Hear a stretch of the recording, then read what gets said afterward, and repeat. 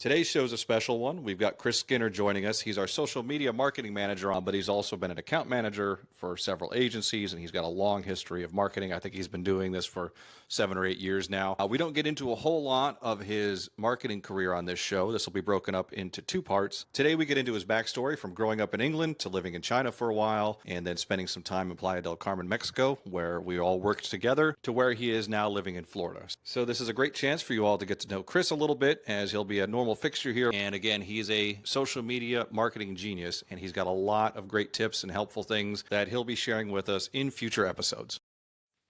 Welcome back, everybody. I'm in the new basement here. I'm facing this way, not because I think that people give a shit that I'm in a basement, but we've been doing those summit recordings. And when we go on there, I get a lot of shit from Brittany. She's like, can you not have the basement in the background? I'm like, who gives a shit if I'm in a basement? I mean, it looks like you're moving up. It looks like the walls are nice and painted now. You got a chair that swivels. You're not on a Well, if I zoom out here, you can see I've got like a little bookcase with bullshit going on here. I mean, it does look a lot better. Some old stained. Is that a stain on there? Oh no, that's disgusting. Just pillows covered in jizz down here.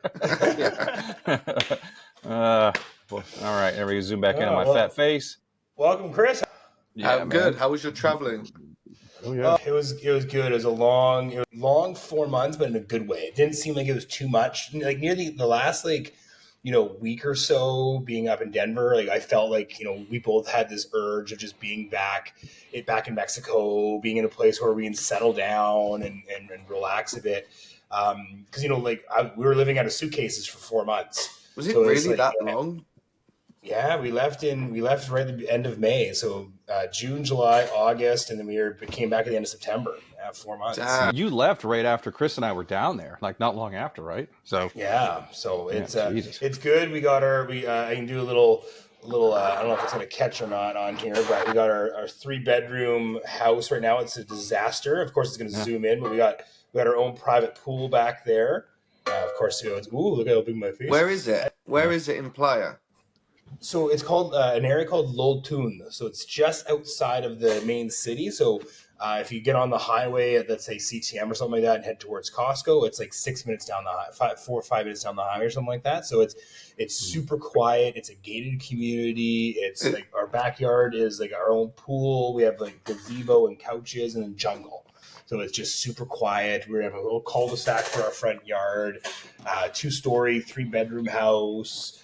Air conditioning in every room. It comes with cable, like everything for $1,500 US a month.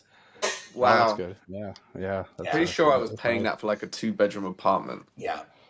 Well, but nice. I mean, the thing is when you're in Central, you're walking distance to everything. It's more accessible. The beach is right there, so you do pay for the amenities and the comfort that you have when you're in places like that. But I mean, I'm living the family life now, so we got a 8-year-old little stepson for me. So, we want a place for him to be able to just run out in the street and go play. There's a park here with a basketball court. Yeah, run out on the street, not get like kidnapped or hit by a car. Yeah. I mean, we have within an 8-minute walk from here, we have a 7-Eleven, an OXXO, a taco joint, another restaurant, 2 other restaurants, an ice cream place, a pharmacy. So it's like a little tiny community of like shops out here as well. So like you can just live here. It's quite nice. Yeah. Where is your partner from? Is she from like? No, she's from Russia. Oh, really? Oh.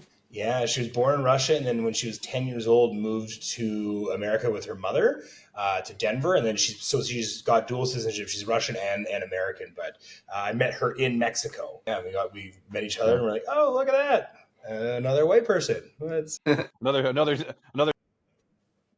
Yeah, she's really tall too. Yeah, so I'm like, all right, we're good. We're a good match. But yeah, it's been fun. It's nice. It's nice finally just being settled in because it's hard to get in a rhythm of like work and routine and gym and healthy eating. So when you're always traveling, some places we went to didn't have a kitchen, so every meal had to be eaten out. So no matter how healthy you try and be, you're not going to be able to be that healthy. So it's nice, we have living room, dining room, full kitchen, all bedrooms are upstairs. We're able to cook and relax and kind of get in a routine. And yeah, it's nice being settled. So we got a year lease. Can you flush the toilet paper? Yes, you can. You can flush the toilet paper in this house. All right. That's all that fucking matters. Yeah, God. I used to do it anyway. I did too. And people give me a hard time. They're like, I can't believe you're fucking asshole. And I'm like, I am not putting this in the garbage, in the trash basket. That is disgusting. Every time you Especially sit down. especially if you're not smart and put a garbage bag in there first, because then you got all these like shit tickets stuck to the garbage cans. You got to go in there and like grab them and peel them out. I'll throw the whole can away before I do that shit. Yeah. No, Kris, you're still you're in Florida. I mean, just for anybody who's watching this who doesn't know who you are, where you're from, but Kris is on the team. We worked together for a long time. We drank together for a long time, and then other things that we're not going to talk about on the air because the donkey shows and everything else. But yeah, you're in Melbourne, right? You dodged the bullet. That hurricane went around to the other side of the coast, right? It did, and there was one last year too that pretty much did the exact same thing. Like, you get all this like warnings. Everyone, I mean, you've been in Florida, Lee. You know how it is. It's like everyone gets in a panic. Everyone goes out and panic buys a load of shit that they don't need. Tinned food that's not going to get eaten ever. It just sits there for fucking years, and then you like dig through those cupboards and you're like, oh shit, this expired like 4 years ago. And then nothing happens. And then nothing happens. It goes right round the other side. But actually, to be fair, North Carolina, I think, got absolutely smashed by it. Like, bad. Yeah. Like, their shit's like underwater. Tampa, I think, too, as well, actually. But that's the same as like last year. It happened like that last year. We were projected to get like bad weather, but we had just had wind, and it was just like wind and a bit of rain. It wasn't even bad, honestly. It was just like a normal windy day. Well, from what I felt, I mean, it was windy, but nothing too crazy. My car was still in one piece and everything. I didn't have to like replace anything. But I know some people in Tampa that like cars are like completely damaged. House was a foot underwater and stuff. So they did get it bad. But yeah, I think North Carolina got it the worst, to be fair. Yeah. Well, I mean, thoughts, prayers, and whatever kind of omens you want to send out to the people that got injured and lost everything. So heart goes out to you guys, and hopefully you guys can recover from that. But yeah, it's scary. I mean, it's, to me, I had this conversation with my partner there. I was like, why do people? I mean, I can understand if you live in a place that's like, this is known for tornadoes. Like, if you grew up there and you can't afford to leave, but like the people that move to places that are known for hurricanes and tornadoes, and it's like going to like an island that has an active volcano, and you just like willingly like, well, maybe it won't blow up while I'm here. Like, it just seems weird people would move there, but yeah, it still sucks for people that are there. It's definitely unfortunate. What it is, it was so, they were so infrequent before. I lived there for 15 years and we only had one where I lost power. And Kris is right, like the media makes it sound like you're all going to die. And then it passes and nothing happens. So we got used to that. Like, oh, I don't need to worry about this one. They were full of shit last time. Well, then when the big one comes, everybody's like stuck, you know? So a lot of it's that. But yeah, you're right. Now they're not insuring stuff on the coast anymore. A lot of those places on the west coast of Florida, like Tampa is really, really nice, obviously, but there's some places that are like all trailer parks and everything. And those probably all got wiped out again. So these people just a couple of years ago got flooded. They had to fix that shit again. And Florida's not cheap. So we were looking to go down there for the winter. We still may. Not to the West Coast, but to stay on the beach in December, you're looking at $4,000 a month in an Airbnb for a small one. That's just how much it costs. Well, now the inventory is even lower because everybody's going to be trying to go to Kris's side of the state because everything on the other side's all fucked up. So yeah. So to answer your question, why would you move to a place like that? But I guess the mentality is like, well, this is very rare, and now it's not. And now it's like every 2 years. Yeah, and those hurricanes, they just can like switch real quick. You can you can look at it and be like, oh, it's not going to hit us, and goes out to sea, and then it loops back round, and yeah, it can change anything. See, when I was in high school, I didn't actually want to pursue it, but I said the dream job would be a meteorologist. You can literally lie all day and be like, it's gonna snow today, and it doesn't snow, and you're like, well, he says it's gonna snow. It's like, well, they can't get it right all the time. It's like people forgive meteorologists all the time. Like, it's gonna be hot and sunny and it's pissing rain. It's like, well, it's the weather. It's like, it's the only job where you can literally get it completely wrong and they forgive you and come back the next day to watch. Yeah, no, that's true. Like you get paid so much to study this and know the weather, but then it doesn't actually, it never is that, and it's like, that's fine, don't worry about it. Yeah, you can't get it right all the time. Yeah, don't worry about it. They're forgiven so easily forgiven. It's crazy. Yeah, true. Well, for the people that obviously don't know who you are, Kris, do a little introduction, who you are, what you do, how you just your overall encompassing. Talk about living across the pond and where you came from, little old England. He's obviously not from Florida, so he'll have to explain that too. Yeah, of course. So obviously I do social media marketing, but I do a lot of other stuff. Like I've got into like account management, project management. I've done media buying. I kind of jumped in all different like areas of marketing, but essentially like it originally started in like social media management, and that was typically like I guess like 7 years ago. So I used to work. It wasn't I didn't do well at school. I mean, this is going way back now, but like, I got to say, I'm 31 now. We leave school in the UK, for people that don't know, at around about 15, 16, depending on when your birthday is. So you sit your exams in September, and typically a lot of people are 16 by that time. Yeah, so I left at 16, but you just come back. Like, you break up in May.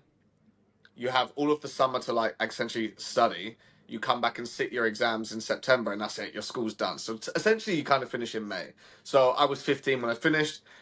Jumped around doing bullshit jobs. It wasn't that I wasn't great at school. I just didn't get on well with school. I didn't choose to go on to do like university or anything like that after either. So I was always jumping around in bullshit jobs.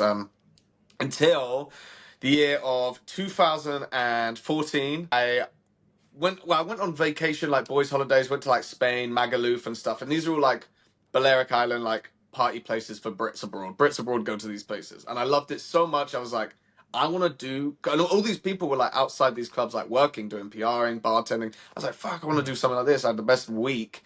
I want to do this. So the following year, I actually went to a place called Zante, Sakynthos, and I actually did a season there. And then loved that so much that I wanted to continue doing it. So then the next year after that, I went to Spain. And then I was like, I can't continue to keep doing this, you know? It gets to a point where, you get to 35, 40 years old, you can't be standing outside a club trying to get 18-year-olds. It's just creepy, right? So I was like, although this is fun and I want to continue to do this, I need to kind of get myself into a way where I can, like, make money, X, Y, and Z. So started jumping into, like, social media because I wanted to, like, promote my social media. So I didn't know anything about analytics, nothing like that, until I switched personal account to a business account and started to see all the analytics stuff. And I was able to like grow my account personally, get more views, get, more engagement. And then I didn't even know there was and this is how oblivious I was to it, is I didn't know there was really a market for that. And people will pay you to do the same with theirs. So that's how I jumped into that. What year was that too, by the way? That was 2015. Yeah, so I mean, analytics. I mean, to me, I think Facebook came out in 2007. So I think most people, the reason why you were oblivious to it, because a lot of people weren't even doing it. A lot of people just had Facebook as a form of like talking to their grandparents overseas or their friends.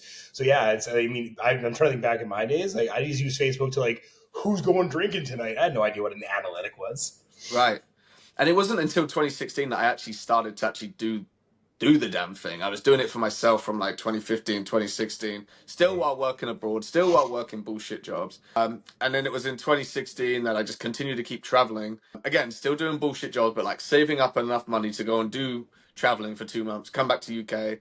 And I was working for my father's company and I was like, I don't want to do this. Well, to get into the marketing job that I got into originally, I didn't have a degree in marketing. So nowhere in the UK would hire me. Nowhere stateside would hire me.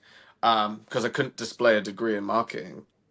So I bullshitted my way into a job in China, working online still, but bullshitted about all the experience until, I got into it and failed miserably because I just simply actually didn't know really what I was doing. I was like, I can do this, I can do this. And then they were throwing all of this stuff out, scheduling posts, HubSpot, all this. I was like, what the fuck is all of this shit? I have no idea what this is. But blagged it good enough, met people in there. And then the year of 2017, still working for my dad, looking to go back and travel. And then an opportunity arose in China, in Beijing, with someone that I did work with previously with a Chinese company. He stayed on. I kind of like pushed it aside. I was like, listen, I don't think I can actually do this job. Continued to keep building on my craft, learning more and more. And then he was like, hey, there's a school called the Orient Leader Kindergarten that's opening. And basically, they need marketing professionals out here. The idea is we got people that are building the websites, and then people like you and me are just going to promote it across social media to parents coming to China on long business term, and they are bringing their children with them, and they want to enroll them into international schools. So we will be promoting that to families, whether they be coming from, Australia, America, US, UK, Sweden, wherever that may be, and we were just promoting to them and then getting them enrolled in the school. So I got into that, and actually ended up being a lot easier because I had experience at that point on like running ads, promoting. Mm-hmm. And as you know, China's like very censored. Like, there is no YouTube, there is no Google, there is no Facebook, there is no Instagram. So we had to run like business VPNs to like actually promote this to parents, which, I mean, I guess it's legal. I don't really know, because like so many Chinese businesses run VPN, they have to. So I don't know Yeah. where it was legal and where it wasn't. But I remember getting there You. completely inexperienced of like Yeah. anything, and like had no idea what because I'd been to Thailand, I'd been to and I wanted to go back to Asia and travel. I guess in my mind, I was when I was in Thailand, I was in Vietnam, I was always like up in like these mountains and like felt like I was in like tree houses and shit. And I was like, this is sick. I wanted to continue to do this. I thought China was going to be like that, and it just was not. So I land there, and I was like, "Fuck, this is going to be way more difficult than I thought." Like, there is nothing you can. None of it is English. They don't use English anything. So it's not like with Yeah. Spanish you can read it and sort of like say it out if you was trying to read from something. No, they don't use numbers. The characters are different. It's so difficult. And I was like, this is Yeah. going to be miserable. And I was like, I remember calling my family and friends, and I was like, I'm coming back in like 6 months. Ended up being there for 3 years, but I think like the hardest part was getting adapted to like the toilets there. They don't have sit down toilets. Like it's literally a hole in the ground, and I couldn't adapt to that, like squatting and adapting to that. And I remember being in a nightclub once, and I was like, I don't know what to do. I had to like physically at that time. I had to be like sitting on something, right? So I'm like, "Ah, but I really needed to go. I think I was doing gear. In fact, I was doing gear. I know for sure, for a fact, I was doing some sort of gear at that point. And I was like, I need to go, but I can't do can't this can't squatting can't hold toilet. it. Can't I hold it don't when know you're where it's doing gonna gear. go. It could go up the walls. I don't know at this point. So I'm in there, and I look in the corner, and I see like one of those like bins, like like the little bins. And I just reel that round. I sit on that, and I just shit in this bin. It was disgusting, dude. But that was the Yeah. hardest part, was like getting adapted to that Yeah. in China. Out of everything else, the marketing, Yeah. learning new areas of marketing, everything like that, the actual hardest part was literally learning, like That's adapting to the toilet situation. Dude, But so then, you went to a country that doesn't speak English, obviously state controlled. You could have been snatched up at any time for something that you put out, and so that's being well, dramatic, that's but the you thing could. as well, Yeah. is we Fuck. couldn't get visas. We had business visas, but they weren't Yeah. full work visas. They were only good for X amount of time, and it was for business purposes, not employer purposes. And what would happen is the school that I was doing this marketing for, they also had teachers teaching in that school, right? You're sending your kid to an international school, they're being taught by international teachers. Now, these international teachers firstly weren't qualified teachers. Anyone that has ever worked in China can vouch. Like, the way you get a teaching job in China is be one from a Western country, typically Canada or America for the most part. That's where parents want their a kid to be taught by, usually an American or a Canadian. Even English, they're kind of like on the fence. So all the way you get a teaching job in China, at least back then, was be white and be a native speaker of either the US or Canada. And that's the way it was.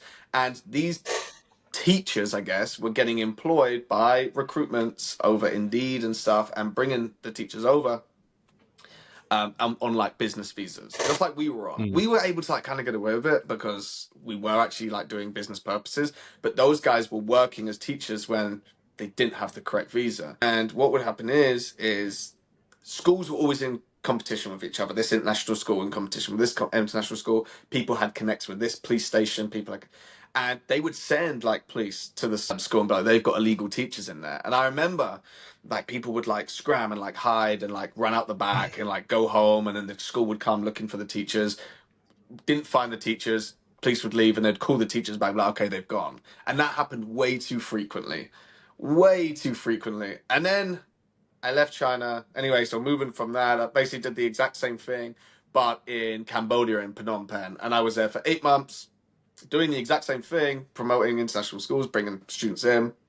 And then I went back to the UK because I'd been home in like honestly like 3-4 years at that point. People had come out and visited me when I was in China, but then I went home in, I think it was February of 2020. I was like, I'm going to be here for a month and then go home. Well, 3 weeks later, COVID hit. I was in a lockdown for supposedly was meant to be 3 weeks. Year and a half later, Yeah. I was still there. And then I was like, fuck, where can I go? Because I was still doing marketing. I was still doing all this stuff online, and I was pulling like individual clients at this point. I wasn't working for that Chinese company because, well, COVID happened. I didn't go back. The plan was to go back after I'd been home for a month, but I just didn't. I started pulling like individual ones and just charging them like a monthly retainer. Okay. And I was like, well, I'm making enough now that I don't need to go back there.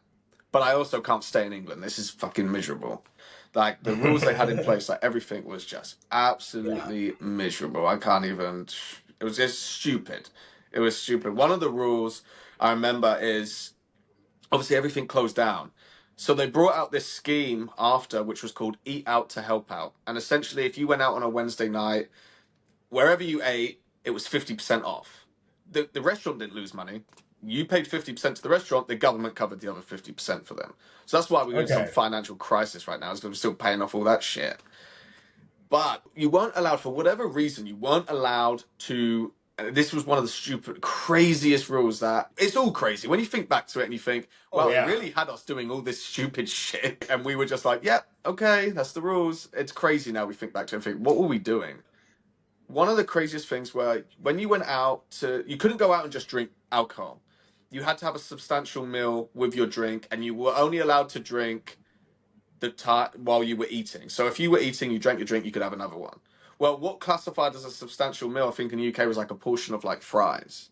So you'd go to a pub, and the bars didn't want to kick you out. It wasn't the bars that wanted you gone. It was the authorities that would, if they ever come in and people were drinking without food in front of them.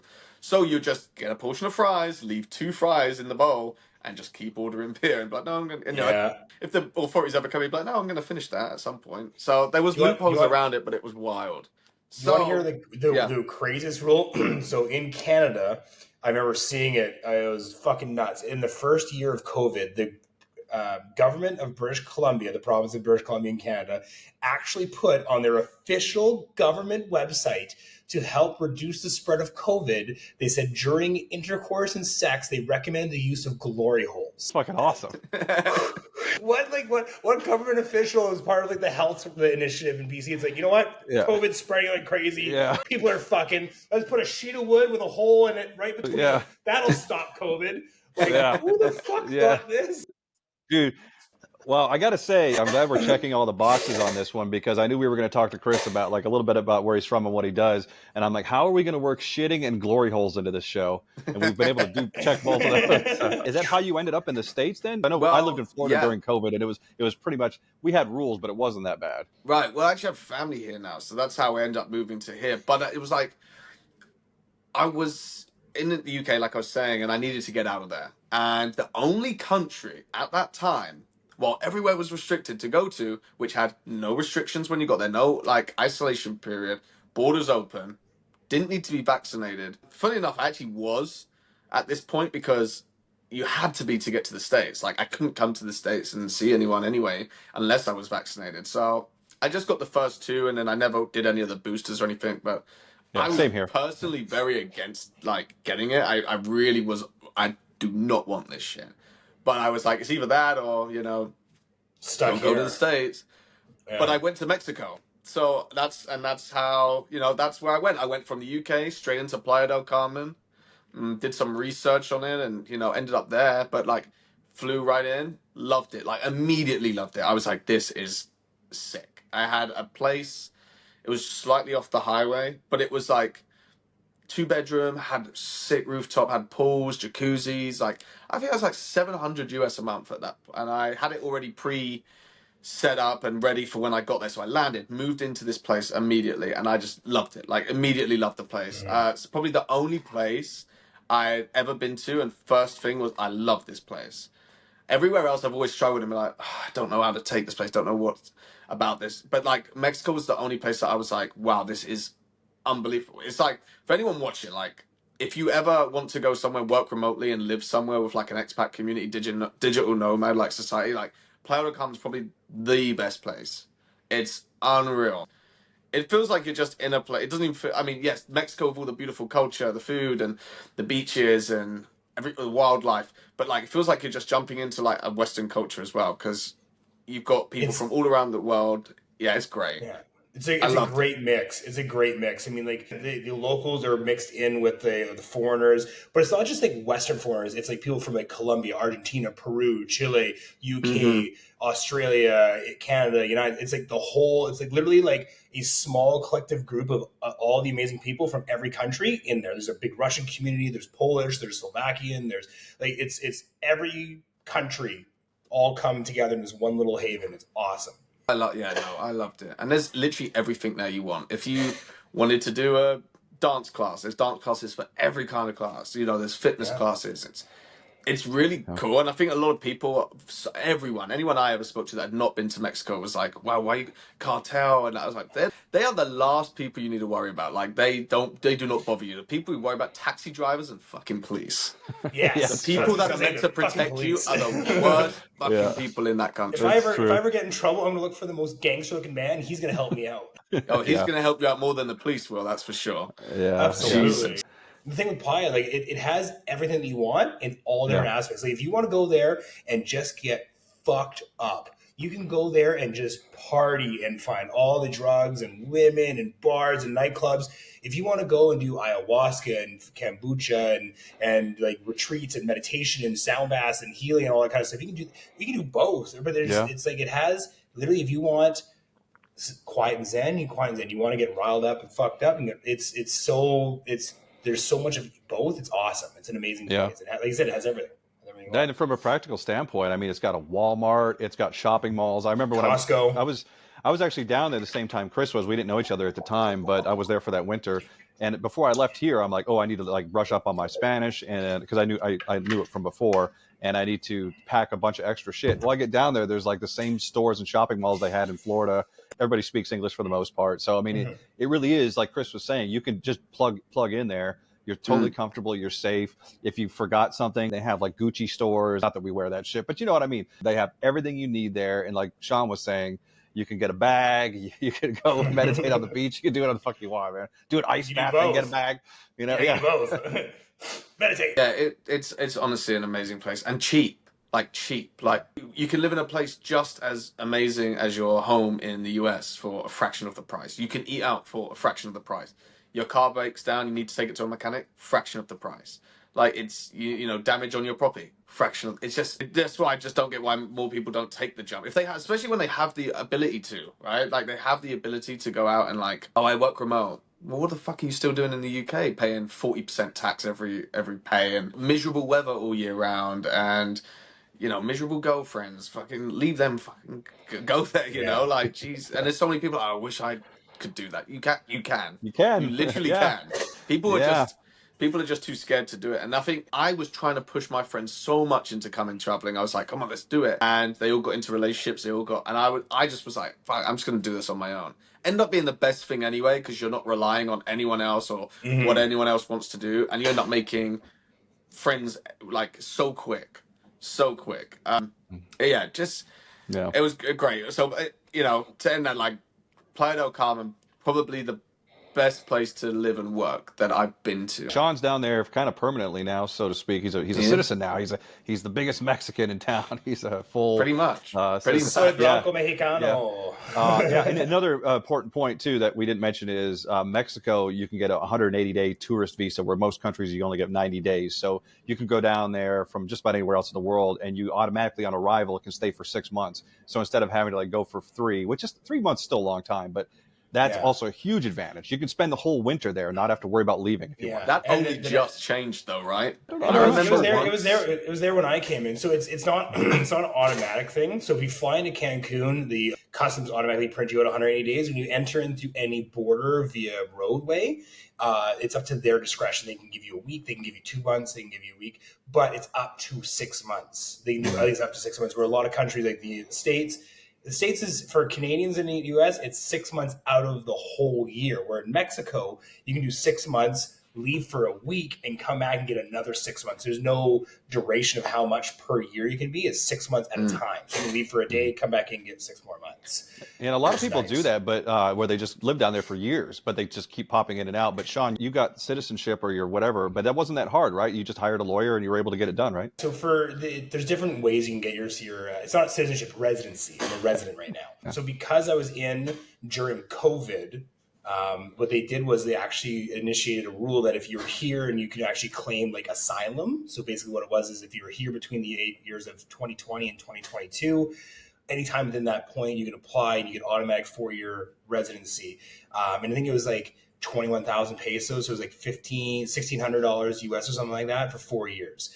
And basically what it was is because a lot of times people would come to Mexico, and during that time, during COVID, if you couldn't go back to your country, the borders were locked, you couldn't fly out or something like that. So they gave you, that's why they were handing out residencies very easily. Now, if you came in after COVID, like after 2022, you can still apply. It might just be a little bit more expensive or a different process, or they might do a bit more of a screening, I think it is. But with the way that I did is there's no screening process. It was automatic. Like, oh, you're in Mexico during COVID, you can't go home. Here's 4 years. So it was a lot easier for me to do it. But actually, speaking of that, I did mine in Progreso, which is in the Yucatan Peninsula. So I did it there because in Quintana Roo, I think is that right? Yeah. They only give you 1 year at it right away. So you get 1 year residency, then you have to reapply again after that for the additional 3 years. It's just a money making. It's just a money making thing. It's just they want people to reapply and yeah. But if I did it in Yucatan, it was like 10,000 pesos cheaper, and I get automatic 4 years. So I'm like, so I just took an Ado, whatever the bus is there, the red bus. Went to Merida for the night, went over to Progreso, got it, came back, easy peasy. But nice. Yeah, I remember coming in, and initially they were like, "How long are you here for?" I'm like, "Yeah, 180 days." Got it. And then after that 180 days, I left because I had to leave and come back in. So I went snowboarding for a week in Wisconsin. Flew to Minnesota, drove over to Dressel, Wisconsin, snowboarded, came back in, and I got 20 days. They through the border at Cancun, they gave me 20 days, but I didn't know if it was an 80 or a 20. Whenever they used to write on it, I don't know if they do that now. I think it might be printed 180, but they used to write it and just pass it to you. And you're just like, what the fuck does that say? Because their letters are all off. And anyway, so I was jumping through hoops. I had this Mexican girl, Cara, helping me as well. Because I was like, I need to get this changed. Can't change it. Once you're in and it's got that date, you have to leave by that date. Went to an immigration office to try and change it. Couldn't change it. There's nothing you can physically do. You have to leave and re-enter. And I was like, so is it 80 or is it 20? It was 20. So I went back to snowboarding for another week, came back in, and I did it online. There's a way you can do your pre-check online. I don't know if that's still a thing now, but you could go on the Gov website for entering into Mexico. And essentially what they give you, which they give you that card and write on it, it's like a PDF. They'll still print it out, but they've got it already in their system and they know 180 days. But I think now it's automatic 180. I don't know if it works the same for you guys. I know that for Americans, we show up at the airport, there's the little line that says Americans come here, and then we scan our passports and it just gives us 180 days. Is that new? Is that a new thing? It was, so the last time we were down there, it was like that. And I don't know if it works for Canadians or Brits, but I know that they do it for us because they're trying to get more of us down there to vacation. So they do it for everybody, but actually I can't go through that. I have to go through the other customs because I have Mexican my residence. Now. Yeah, because I'm Mexican now. Yeah. If I go through that, it actually voids out my residency. If I go through the automatic system, because with my residency, I don't have a time limit. I can stay here for 3 years if I want to. Right, without having to leave. But if I go through that and they actually issue me 180 days, then it resets everything. So I had to make sure I'm soy mexicano. Well, how'd you end up in Florida then? Did you go straight from Playa to Florida, or was there some other? No, yeah, I did. Yeah. It's say we're family here and that. I wanted to stay in Playa, but I'd been there coming up to I guess 2 years nearly at that point, and just wanted to change of pace. There's some things I was missing, and then it's one of those things, man. It's I miss England so much until I get there, and I spend a week there. I see family. I go out. I have a beer, and I'm like, okay, well, I'm ready to go. And then I'm like, fuck, I said I'd stay here for 4 weeks, and then the weather's miserable and that. So I miss Playa. So when I came back and we all worked, us three. When was that? April, right? Was that April? Yeah, guess it was. Yeah, it was great. I was yeah, I want to move back, and I still do. But I believe that if I was to move back, maybe well, no, actually, I do think that is a place I just wouldn't get bored of. But there's certain things I do like I do like driving. I do like not getting hassled by the police. But other than that, there wasn't really anything else that stood out as bad in Mexico, other than just yeah. And even then, I didn't ever get myself really into trouble with police, so it wasn't a matter of I was always being bothered by them. But yeah, I don't know. It's the fear in your head of knowing that if you are actually in trouble, you can't call the police. Oh yeah, you can't. You really can't. That's the one. That's one thing. The police are corrupt in every country, but in Canada, if I'm actually scared for my life, I can call 911, and whoever comes is going to help me no matter what. Yeah. right? Like I'm Yeah. like, hey, someone's trying to hurt me. They're on my side. Here, Yeah. you go out to the police like, hello, hola, officer, policia. They're like, they just handcuff you, take your money. It's like, oh, we'll take care of this. Yeah. Yeah, no, for Yeah. sure, for sure. We And should I've also heard of point out, so many yeah. instances of that too. You know, If for people that are watching this, if you do go to Mexico and you are in trouble, look for the Marines or the actual military. They're the ones that are not corrupt, and they will actually help you. So in Mexico, which is kind of cool, the military every 3 months they get sent to a new city and a new place. So what happens is they never work in their hometown. So it avoids what happens is the local police, they get paid so little that they're more likely to take bribes and be more corrupt and hassle tourists because they don't make as much money. And the cartel is going to bribe them to look at the other way. Mhm. But the military, they switch out locations every 3 months. So that if they do get corrupt, they're gone to a new place. They can't, they're a new place, and they never work in their hometown. So if you are in trouble, they're going to help you out most likely because they're not going to be as corrupt as the police are. So just a little FYI, if you're in trouble, you need some help, look for the green military guys. And that's why you actually see when the police are doing their patrols up and down Fifth Ave, they usually have a military guy with them. And the military is actually overlooking the police officer. They're there to make sure the police officer is doing his job. They're not there because the police isn't escorting the military is escorting the police. Yeah. We should also point out too that the stories we're telling about the police being corrupt and everything else and them robbing people, which does happen, you kind of have to go looking for it, meaning that if you go down there and you just go out, like let's say you do some day drinking or you're out till like 10 or 11 o'clock at night and you're doing like normal stuff, you have your work week and then you go out and have fun on the weekends, you're usually okay. If you're out till 5 a.m. and stumbling around an alley, yes, then they're going to fuck you up. So it's not like the cops are just trying to pick anybody they can. But if you're stumbling around like a dumbass at like 3 a.m. with a bag in your pocket, then there's a higher probability of that. So we don't want you to think that you're just going to be like if 2 p.m, they're not just going to kick your ass, you have to like look for trouble, It's a great place. Yeah. It's the best place. Don't be an idiot like you would any country you go to, and you shouldn't have any problems. Yeah, exactly. So I'm on a bit of a time crunch today. We got to go into Cancun to go do a Costco run, but I would like to do another. I know Costco in Mexico, love it. I would like to. We do need to set up another interview because I want Kris to I want to do some questions for Kris about like client struggles, what hard things people are facing, how times are shifting in marketing and what people can do and how to reach out and kind of find some help. But I want to do more of an interview. This is more of like a good introductory one. We talked about things that we covered up, glory holes, drinking, drugs, sex, shitting. So we're back on track with the Strat Show. No, for sure. We'll make this multi-part, and of course, we all work together, and we have plenty of client horror stories we could talk about as well. So anyway, God, let's get into it. Fucking it. But thanks for coming on, Kris. Good to see both of you, and to be continued. Love it.